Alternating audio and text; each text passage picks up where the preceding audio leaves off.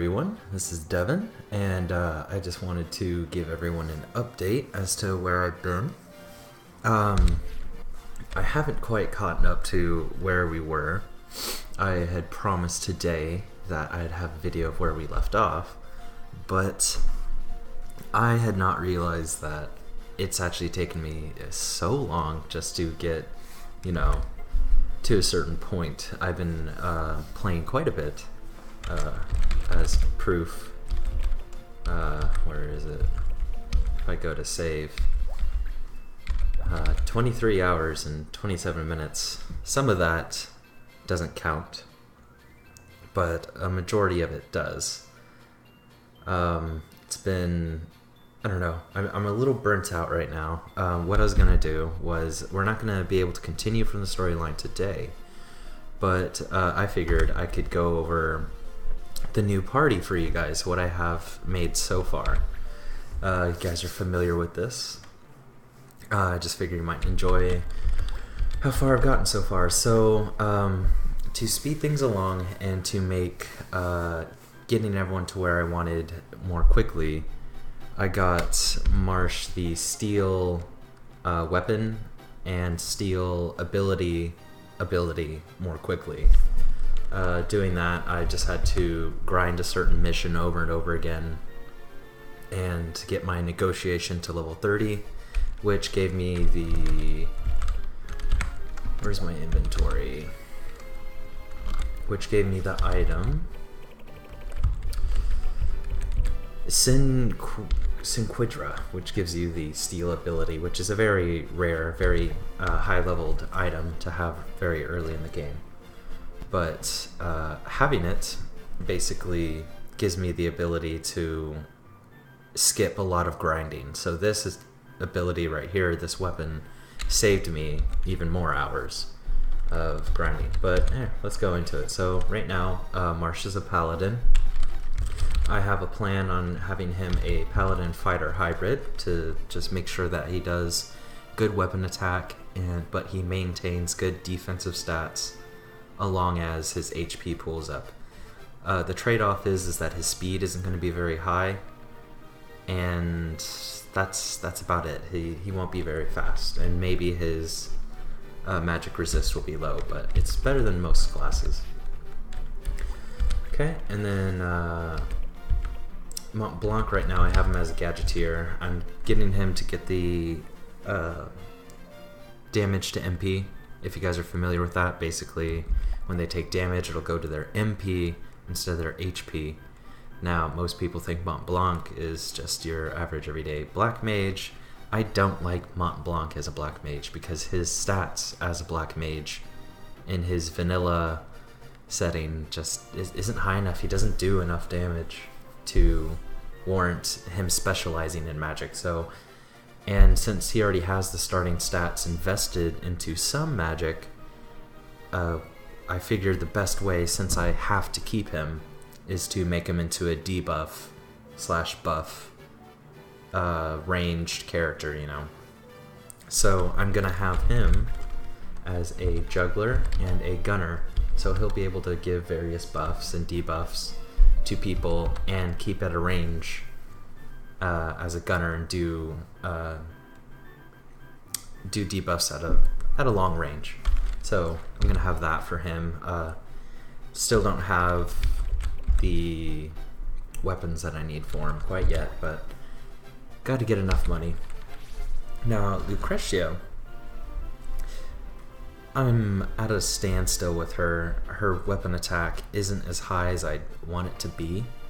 For a sniper, the growth on the weapon attack is a lot higher because she started out as an archer. But she's not going to have enough damage to really put in the numbers that I want her to have. So later on in the story, we get another sniper who is a special sniper, which I will save as a mystery so then we can find that out as it comes to it. But I'm going to have her for now, but she's not going to be my main archer. And I don't have her specialized into being an assassin either. I may or may not have her go into an assassin, so then she'll have that, but already just her weapon attack isn't high enough. So perhaps moving her to an assassin might be one of the better options. Same thing with Mont Blanc, because the stats aren't good, I move him to debuff. It'll be the same thing with Lucretia. Alright, Colleen is one of my new favorites. She is going to be an Elementist. Actually, no, I believe she's going to be our assassin. Or... yeah, I believe she's going to be one of our assassins, but she's also going to have spirit magic. So she'll be able to close the distance really quickly and then finish somebody off with one of her Elementist abilities. So she's exciting. Lucino is our big damage bringer, our heavy magic focused character. I did some recruiting. I customized the people that I wanted, and I made sure that I recruited a time mage.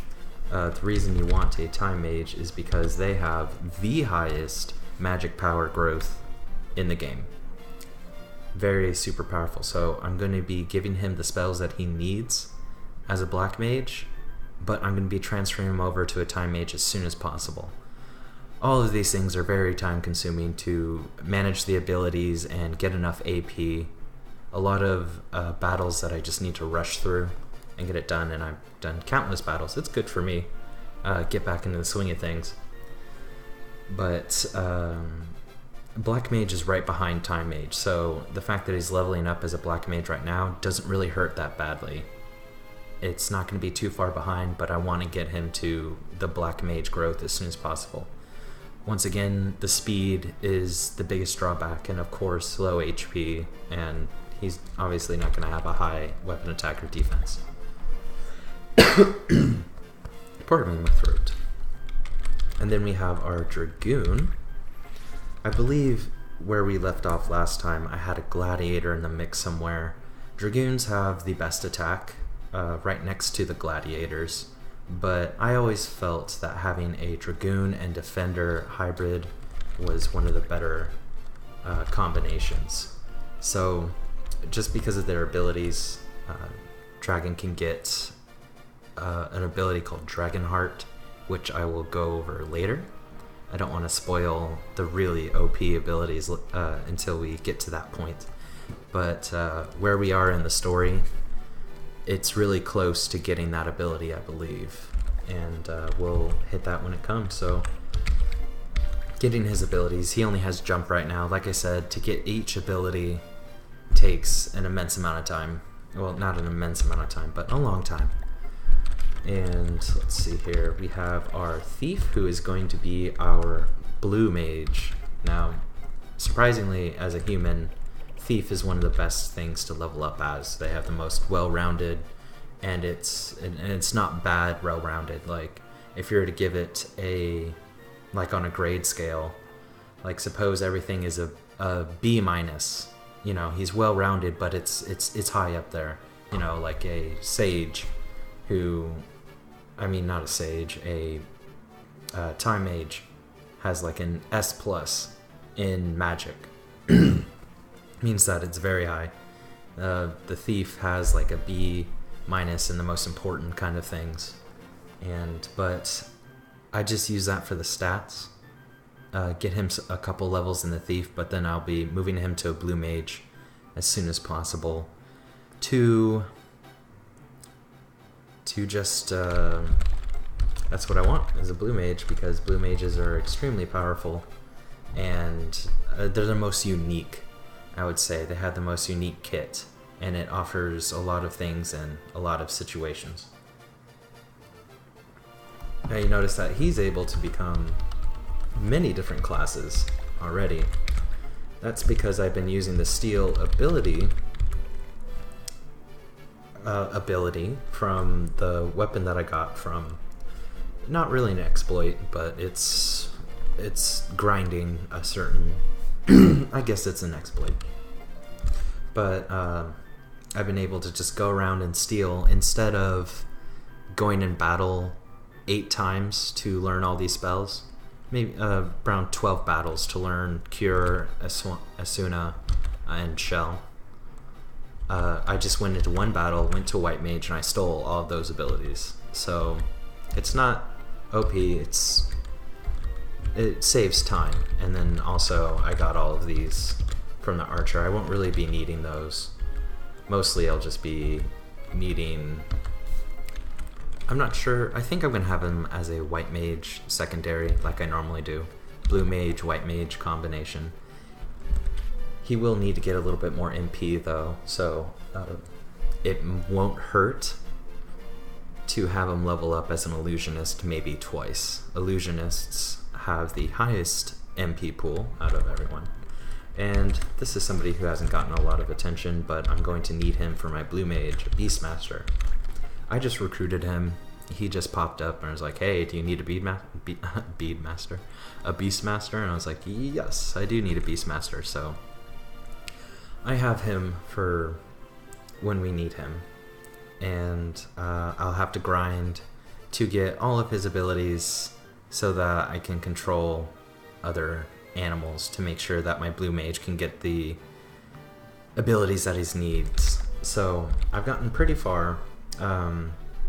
Not necessarily in the storyline, but in as far as developing my team to make it similar to where it was in the playthrough, because you know it'd be easy enough just to get to where I was, but I hold myself at a certain standard that I want to have the experience roughly the same, to have our characters be about that powerful to where they were, not more powerful than my previous team, but I don't want them under powerful, like not as powerful.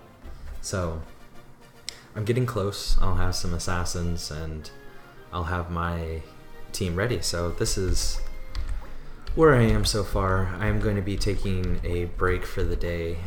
Last night I played for several hours, and then today it's been pretty much all day I've been working on this. So I'm just uploading this to keep you guys aware of where I'm at, and that I'll maybe 2 more days and I will be, like, for sure I will be where we need to be. So I just wanted to let you guys know, and I'm super excited to be back and that we're getting this done.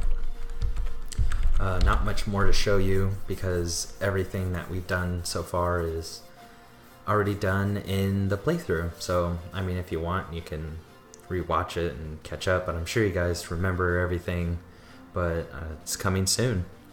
So I apologize again, but this time I have proof that I'm working on it. It's just taking me a long time. So 2 more days, I'm saying, with the estimate to give the best quality that I can give. So with that said, I hope you guys have a wonderful day, and I'll see you guys really, really soon. And I hope you guys enjoyed this and was able to see the team in progress. So I'll catch you guys later. Bye-bye.